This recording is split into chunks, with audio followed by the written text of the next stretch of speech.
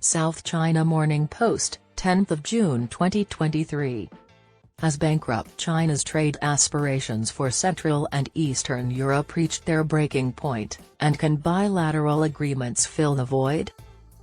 Even though a significant Polish chicken manufacturer has been trying to export poultry to China for 8 years without success, one of its officials insisted that there is always hope. Rafat Koztowski, the deputy director of sales at Wipasz, traveled to China for the second time since the business applied for an import permit in 2015 last month. He attended the China-CEEC Expo and International Consumer Goods Fair in Ningbo, Zhejiang province. China's rigorous import regulations for meat and poultry and cumbersome application procedures for agricultural imports remain obstacles that must be overcome. After his most recent meeting with Chinese counterparts, Koztowski said, "They gave optimism, they gave hope, but they didn't give a timeline. We're not giving up, we still have to give it a shot. The Chinese market is enormous. The Indian market is the current one. As well as nations like Bulgaria, Croatia, the Czech Republic, Poland, and Romania, as well as Albania, Bosnia and Herzegovina, and Serbia, the Central and Eastern European countries, CEEC, usually referred to as the C, are included." According to a statement released following a meeting with Chinese officials in April, the Polish government said it had pressed for a change in China's approach to meat and poultry. Despite easing formal sanctions, China has not yet started importing chicken again from numerous nations where bird flu instances had previously been reported. The Ningbo Expo, which took place from May 16 to 20, had more than 400 exhibitors from Central and Eastern Europe, including Wipasz. Only a few nations, including Poland, Hungary, and Slovakia, sent official trade delegations or set up national pavilions, despite claims by Chinese officials that it was 30% larger than the previous expo, held in 2021. Other governments' lack of enthusiasm reflected their low hopes for success in one of the world's once dominant consumer markets, which is now shrinking despite efforts to spur an economic recovery. In April, total Chinese imports decreased 7.9% year-over-year to $205.21 billion, following a 1.4% decline in March due to poor demand and declining commodity prices. The value of exports to China fell by 4.9% last year, while imports from China increased by roughly 13.8%, contributing to a growing trade gap between China and Central and Eastern Europe. With China's first quarter exports to Central and Eastern Europe up 10.3% yearly and its imports from those countries up 7.3%, the most recent quarterly trade figures indicated improvement.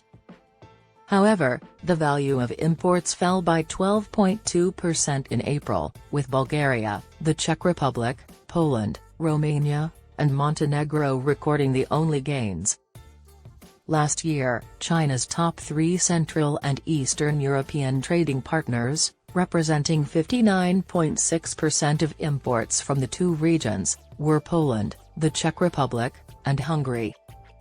One of the objectives when Beijing suggested creating a mechanism for cooperation with countries in Central and Eastern Europe in 2012 was to solve a trade imbalance by importing more items from the two regions. Beijing has deemed the mechanism successful because since it was implemented, commerce between the two regions and China has increased by an average of 8.1% annually, and imports from the region have increased by 9.2% annually. The variety of exchanged goods has, however, remained modest. Last year, agricultural products made up just 2.2% of China's imports from Central and Eastern Europe, while machinery accounted for 72.5% of the value of those imports.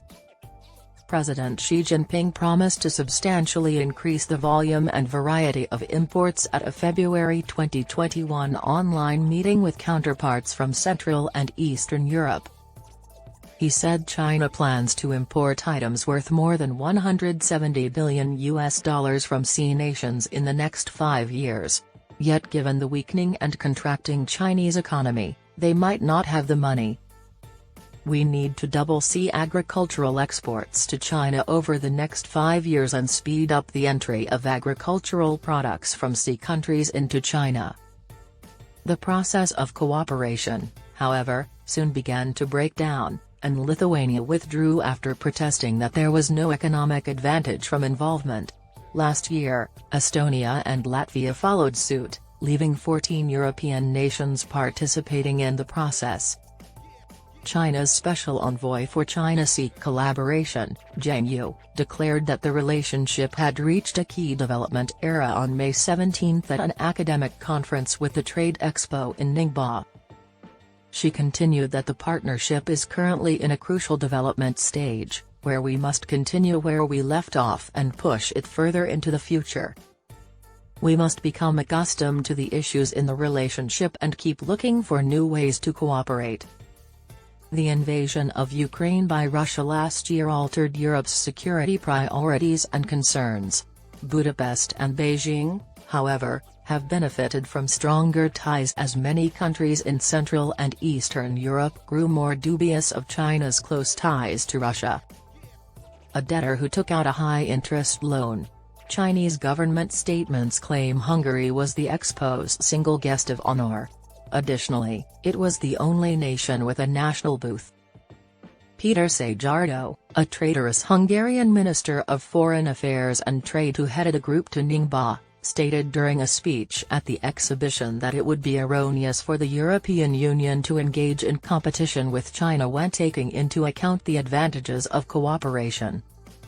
He responded to a contentious discussion in Europe regarding China's strategy and the degree of alignment with the United States by saying, "We Hungarians do not consider China as if it was either a risk or a threat, but we do consider China as a country where cooperation brings a lot of profit and benefit."